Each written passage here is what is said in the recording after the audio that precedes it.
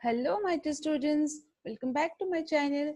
Today in this video we are going to learn class 10 English poem Abraham Lincoln's letter to his son's teachers, question and answers. We have already done 2 sessions of question and answers and this is part 3. So we'll be proceeding on with this. So with the first 2 video links of the question answers and the poem explanation link will be shared in the description box for your convenience, students. So let's proceed on. But before that, students, if you are viewing my video for the first time, do subscribe my channel and hit the bell icon so that you get the notifications of my latest upcoming videos. And do watch the video till end. And if you like it, hit the like button and share with your friends.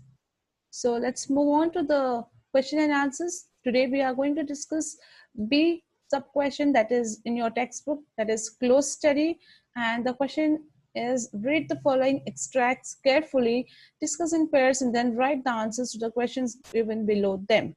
Okay, so under that you have first question, and the question is teach him that for every enemy there is a friend. It will take time, I know. So this is a line, students, which is given. Under that you have 3 sub questions. What does the first line mean? The first line is teach him that for every enemy there is a friend. So what does this mean in the poem? So the first line means that the world is not only of enemies, but also have so many people who can be good friends. So when we go to the poem, we understand, we come to know that the father wants his son's teacher to teach him, to teach his son that he should also know that the world is not only full of enemies. If there is a scoundrel, there is a hero. If there is a bad person, there is a good person too. So that means that the world is not only of enemies, but also have so many people who can be a good friend too. So this is what is meant by this first line. Okay, moving to second question, that is sub question. What human virtue is highlighted here? So in this line, what human value, high ranked human value is highlighted here? So it's positivity of mind. Positivity of mind means keeping positive thinking, positive thoughts in your mind is also a great human virtue, is a great human model value which a person should possess, a person should have. So this is highlighted in this line, positivity of the mind. Okay. Moving to next sub question, what will take time? In this line, what is going to take time? So answer is understanding people and recognizing goodness will take time. That means the son will have to learn and go through it practically, and then it is going to take time. Even it will take time for him to learn and understand the people. He will take time in recognizing their goodness. It's not an easy task to teach him how to recognize a good and a bad person. It has to be trained, and it is going to take time because it is a difficult task. So here in this line, what is going to take time? Understanding people and recognizing their goodness will take time, and also to learn all these things by the son, it's going to take time. Okay, so these are the answers for this first question. Moving on to the next one. Only the test of fire makes fine steel. Okay, so this is the sentence which is given in the poem also, and the question here is, whom is this line meant for? Why has the writer or the poet written this line? Only the test of fire makes fine steel. Who has to go to this test?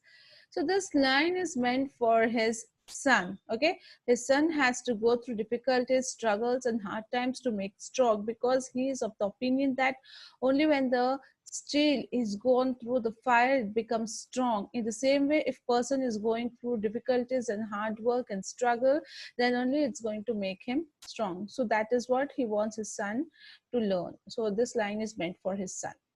Second, explain the literal meaning of the line. What is the literal meaning of the line? So the literal meaning of the line is, only when steel passes through fire can it become strong. The difficulties, struggle, and hard work can only make a person strong. So what is the exact meaning? What does he mean to write this? Why has he written this? So the answer is, the literal meaning is that only when the steel passes through fire does it melt and it becomes more strong when it is cold. In the same way, if there are many difficulties, struggles, and hard work in your life and you go on through it, then only a person can become more strong and withstand any kind of difficulty and hard work which comes further.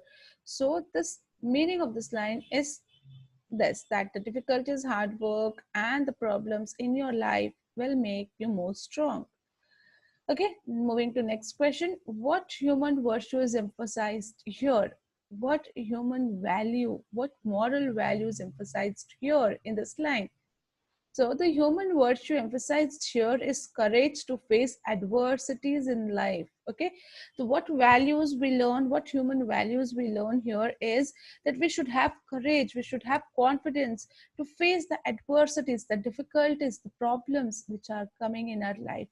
See, students, there is nobody whose life is not having any adversities or any problems.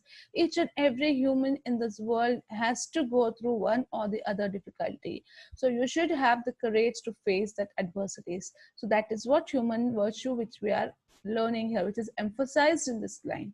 Okay. I hope you have understood these two questions and answers. Moving on to the next main, that's paragraph writing in your textbook. Discuss in pairs and groups of 4 each the answers to the following questions. Individually note down the important points for each question and then develop the points into one paragraph answers. So here they are saying you to note down the points. I have given you the answer in a paragraph directly, and I'll just be orally saying you the points. You can mention it, note it down if you need it. Okay, students? So moving on to the first question here. Teach him to listen to all men, but teach him to filter all he hears on a screen of truth. Bring out the different ideas conveyed in these lines. So here are two different ideas which are there, two different ideas which have been conveyed. So what are those we have to write? The line is, teach him to listen to all men, but teach him to filter all he hears on the screen of truth. So the answer is, the poet here says that it is important to listen to all men. However, he wants his son to give in to what they say, but to learn to filter all that he hears and find out what the truth is and then follow it. Right? So when we saw the explanation of the poem, we understood that the poet here is saying that it is very important to listen to all men. He wants his son to learn to listen to all the men who are there in the world, who are just talking to him or advising him.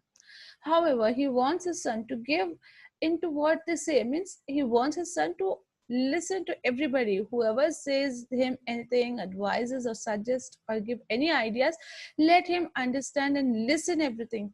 But whereas his son should learn to filter all that he hears, whatever he is hearing or listening from other people, he should know to filter it out and find out what is truth in it, what is true and what is fake in it. He has to filter it out. He should know that, and then whatever is truth should be followed by him. So this is what is conveyed here. Once one side, the one idea mentioned here is he wants his son to listen to all men. On the other hand, he wants his son to listen but filter all that he hears among what is good and bad, and whatever is good and whatever is truth, he should follow it. Okay, so that is what two different ideas conveyed in these lines. I hope it's clear, students. Moving on to the next question. Do you agree with the poet when he says, only the test of fire makes fine steel? Give reasons to support your point of view. Okay, so here, do you agree with the poet when he says that only the test of fire can make the fine steel? If you do so, you have to give reasons to support your point of view. So answer is, this line refers to the way the poet wants his son to be trained in the school. First of all, here the poet wants his son to be trained in this manner, how the test of fires through various tests and the training he needs, he should be given in the school. Then literally the line means that when steel is tempered with fire, it gets harder. Means when the steel is being melted with the fire and when it's given its shape and cooled down, then only it becomes more harder. It becomes more harder and more stronger that time. In a similar manner, the difficulties, the struggles, and the hard work which the person faces, which the human faces in his life, only can make a person strong to lead his life further. Okay, so similarly, if his son is put through rigorous training, he too could grow up to be tough as steel. So the poet wants here his son to be trained in this manner. When he is put into rigorous training of difficulties, struggle, and hard work, he can become more strong as a steel and he can face any problems in his life further. So the virtue, the moral, the value that the poet is trying to uphold in this line is of discipline, which molds the character.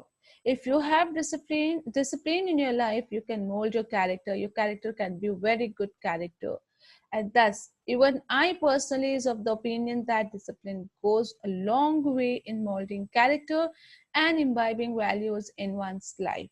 So yes, students, discipline is very important in your life, throughout your life. If you have discipline, you can have your character, a good character person. You can imbibe many more values in your life. Okay, so this is what the answer is. You can take it into point that the literal meaning here is when the steel is tempered with fire, it gets harder. Difficulties, struggles, and hard work can make a person strong. Third point, rigorous training will make his son become more strong as a steel. And the virtue the poet is trying here to give is of discipline, which molds the character. So, like this, you can list out with 4 easy points, and it will be easy for you to remember and read it in a paragraph. So I hope you have understood this question and answer, students. Here we come to an end with the question and answer session of this chapter, this poem. I hope this video was informative and useful for you all. Thank you for watching my video. If you liked it, do hit the like button. We'll be soon back with more such videos. Till then, thank you.